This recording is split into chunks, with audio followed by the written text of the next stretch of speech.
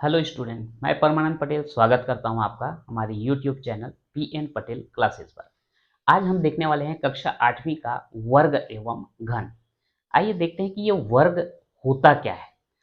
यहाँ एक एक्टिविटी करते हैं। इसके लिए आपको यदि कुछ कंकड़ दिया जाए और ये बोल दिया जाए कि उसको इस तरीके से व्यवस्थित कीजिए कि एक पंक्ति में जितना कंकड़ रखते हो उतने ही पंक्ति भी आपको बनाना है। कहने का मतलब जैसे एक लाइन में जो है हम यहाँ पर दो कंकड़ रख दिए, तो दो कंकड़ रखे हैं तो आपको दो लाइन बनाना है। ये आपका एक लाइन हो गया, ये दूसरा लाइन हो गया। अब यदि हम इसको गिनती लगाएं तो कितना होगा, एक दो तीन चार। यहाँ पर तो लिख दिए चार। अब ये चार को हम कैसे प्राप्त किए, छोटा संख्या है तो आसानी से बन गया। अगर बड़ा संख्या होता तो क्या करते, एक लाइन में कितने कंकड़ हैं उसको गिन लेते, एक दो लिख देते दो। फिर कितना लाइन है उसको गिनते, एक लाइन दो लाइन, तो यहाँ पर हो जाता दो। और दो गुणित दो करने पर हमको क्या मिलेगा, चार। अगला अगर हम देखें, अगर हम एक लाइन में जो है तीन कंकड़ रखें, ये आपका एक दो तीन, आपको ऐसे तीन लाइन बनाना है। तो एक लाइन में तीन कंकड़ के लिए हम लिखेंगे तीन, और एक लाइन दो लाइन और ये तीन लाइन बना दिए तो यहाँ पर लिख देंगे तीन। तीन गुणित तीन यानी कि हमको कितना मिल जाएगा, नौ। अगर अगला हम चार वाला देखें, एक लाइन में एक दो तीन चार कंकड़, तो ऐसे ही एक लाइन दो लाइन तीन लाइन और ये चार लाइन बना दिए। तो इसके लिए क्या करेंगे, एक लाइन में चार और कुल लाइन कितना, चार। तो चार चौक कितना हो जाएगा, 16। अब यहां पर देखते हैं ये चार, नौ और 16 कंकड़ को लेकर के जो व्यवस्थित किया गया है, तो इसमें जो है अगर किनारे किनारे वाले को हम मिलाते जाएं ऐसा, तो ये जो आकृति बनने वाला है, ये ज्यामिति में जो हम पढ़ते हैं वर्ग, वो आकृति हमको प्राप्त होता है।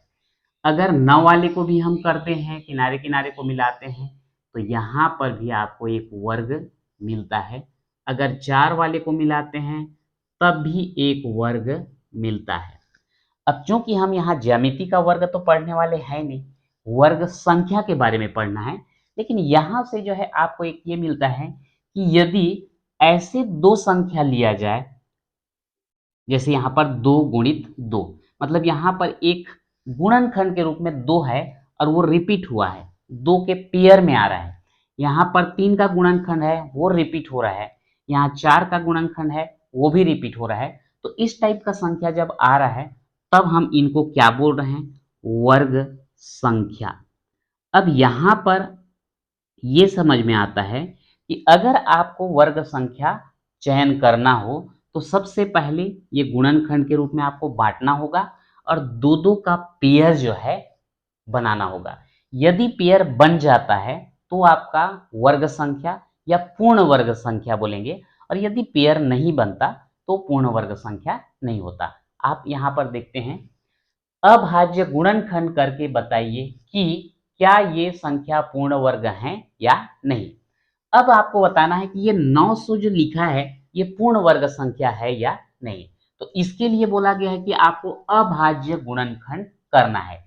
गुणनखंड तो समझ में आता है कि अगर हम किसी संख्या को जो है गुणा के रूप में तोड़ दें, जैसे 12 को हम लिख सकते हैं दो गुणित तीन, दो दूनी चार तिया 12, ये तीनों का गुणा करने पर वापस हमको 12 मिल जाता है। तो ये जो दो गुणित तीन लिखे हैं ये क्या कहलाएगा, गुणनखंड। पर अभाज्य गुणनखंड बोलने से ये जो गुणनखंड करते हैं उसमें केवल अभाज्य संख्या रहे तब उसको हम क्या बोलेंगे, अभाज्य गुणनखंड। अब यदि हम अभाज्य गुणनखंड ज्ञात करेंगे तो इसके लिए जो है आपको विभाज्यता का नियम याद होना चाहिए। विभाज्यता का नियम क्या होता है, यदि समझ में आता है अच्छी बात है, अगर आपको विभाज्यता का नियम नहीं मालूम तो तुरंत इस वीडियो को पॉज कीजिए और आई बटन में जाइए, विभाज्यता का नियम देखिए और वापस फिर इस वीडियो में आइए। तो देखते हैं 900 का अगर अभाज्य गुणनखंड करना है तो सबसे पहले हम किससे उसको भाग देंगे, दो से। अब दो से भाग देंगे तो ये हो जाएगा दो चौक आठ, यहाँ कितना बचा, एक। ये क्या बनेगा 10, 2 पंचे 10 और फिर 2 शून्यम शून्य। वास्तव में यहाँ पर जो गुणनखंड करते समय हम प्रक्रिया अपनाते हैं वो भाग का ही प्रक्रिया है। 900 को 2 से भाग दिया गया है। अगर आपको समझ में नहीं आता है यहाँ पर तो आप अलग जगह में भी उसको भाग दे सकते हैं। जैसे ये हो जाएगा 2 चौक 8, 9 में 8 घटा 1, यहाँ पर 0 आएगा, 2 पंचे 10 और बच गया ये 0, यहाँ ले आओ 2 शून्यम शून्य। तो ये भाग का ही प्रक्रिया है। वहां पर आया 450। तो ये नीचे में जो लिखा जाता है वो भागफल को लिखा जाता है। फिर से हम इसको 2 से भाग देते हैं, 2 दूनी 4, 2 दूनी 4, तो ये 5 में 4 घटाएंगे 1 बचेगा, ये होगा 10, 2 पंचे 10। अब इसके बाद 2 से भाग जाने वाला नहीं है। पता कैसे चला? विभाज्यता के नियम से आपको पता चल जाएगा ये 2 से भाग क्यों नहीं जाएगा। अब 2 से नहीं जा रहा है तो अगला हम कोशिश करते हैं 3 से। तो 3 से भाग देंगे तो ये यहाँ 1 अंक है, यहाँ भी 1 अंक लेना चाहिए, लेकिन 1 अंक लेने पर ये इसकी अपेक्षा 2 जो है छोटा हो जाता है। हम 2 अंक और लेंगे, 2 अंक लेने पर बनेगा 22। तो ये हो जाएगा 3 सत्ते 21, 22 में 21 घटाएंगे 1 बचेगा, ये बनेगा 15, 3 पंचे 15। फिर 3 से देते हैं, 3 दूनी 6, 1 बचा, ये हो जाएगा 15 और 3 पंचे 15। अब ये जो है 5 से जाएगा, 5 पंचे 25 और ये हो जाएगा 5 एकम 5। तो इस प्रकार से जो है 900 का हम अभाज्य गुणनखंड कर चुके हैं और ये आता है 2 गुणित 2 गुणित 3 गुणित 3 गुणित 5 गुणित 5। अब यहाँ पर 2 का पेयर बन गया, 3 का पेयर बन गया, 5 का भी पेयर बन गया। चूंकि यहाँ पर जितना भी गुणनखंड दिया गया है सभी का 2-2 का संख्या का जो है पेयर बन रहा है, इसलिए 900 क्या होगा? पूर्ण वर्ग संख्या होगा। चाहे तो हम लिख सकते हैं सभी गुणनखंड का जोड़ी बन रहा है।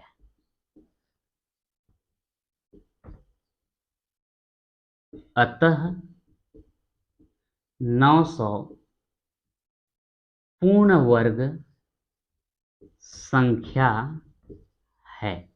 तो ये बड़ा आसान है, आसानी से हम जो है गुणनखंड करने के बाद बता सकते हैं ये पूर्ण वर्ग संख्या है या नहीं।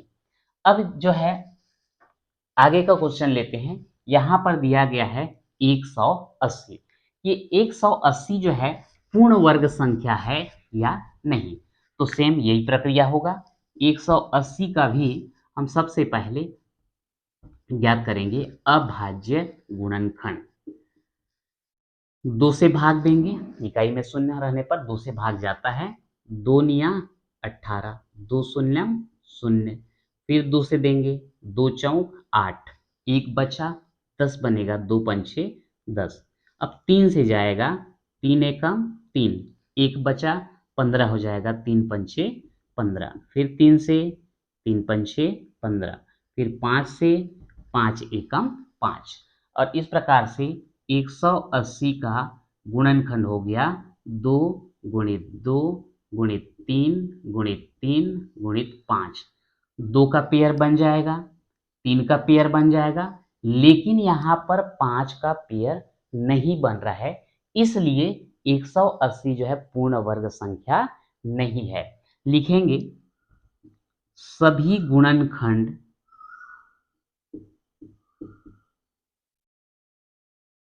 का जोड़ी नहीं बन रहा है, इसलिए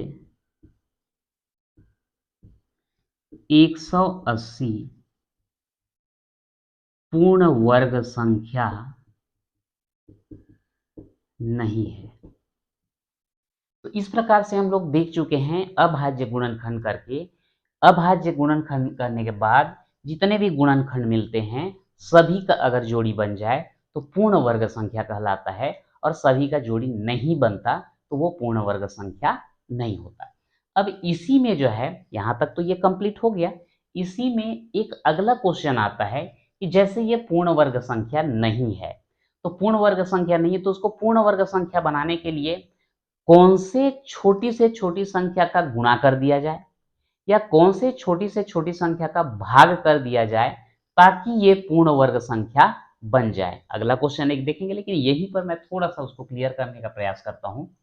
जैसे अगर हमको बोला जाए कि 180 में कौन से संख्या का गुणा कर दें कि वो जो है पूर्ण वर्ग संख्या बन जाएगा, तो इसके लिए हमको क्या करना पड़ेगा, ये कैसे जो है पूर्ण वर्ग संख्या बन सकता है।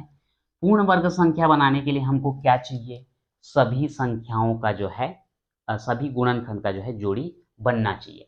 अगर हम यहाँ पर जो है गुणित 5 कर पाते तो ये पूर्ण वर्ग संख्या बन जाता, ये नहीं इसका गुणनफल।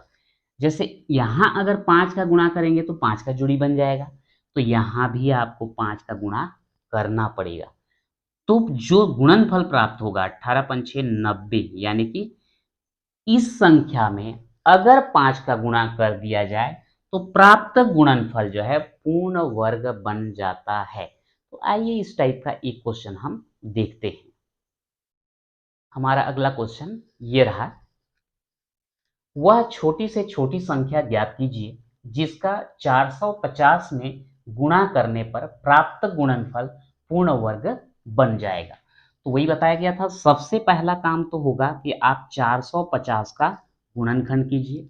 इकाई में 0 है, 2 से भाग जाएगा, तो ये 2 दूनी 4, 2 दूनी 4, एक बचता है, ये हो जाएगा 10, 2 पंचे 10। अब 2 से तो भाग जा नहीं सकता, अब प्रयास करते हैं 3 से। 3 सत्ते 21, एक बचा 15 हो जाएगा, 3 पंचे 15। फिर 3 से, 3 दूनी 6, एक बचा, ये 15 बनेगा, 3 पंचे 15। 5 से जाएगा, 5 पंचे 25, फिर 5 से जाएगा, 5 एकम 5। अब यहाँ पर 450 बराबर क्या हो गया, 2 गुणित 3 गुणित 3 गुणित 5 गुणित 5। 5 का जो है पेयर बन गया, 3 का भी पेयर बन गया, लेकिन 2 का पेयर नहीं बना है। अगर हम पूर्ण वर्ग बनाना चाहते हैं तो इसमें जो है आपको 2 का गुणा करना पड़ेगा। इसमें 2 का गुणा करने का मतलब 450 में भी आप 2 का गुणा करेंगे, तो 450 में 2 का गुणा करने पर जो गुणनफल आएगा वो जो है पूर्ण वर्ग बनेगा। यहाँ पर आपको एक लाइन लिखना पड़ेगा, चूंकि 2 का जोड़ी नहीं बन रहा है, चूंकि 2 का जोड़ी नहीं बन रहा है, अतः 450 में 2 का गुणा करने पर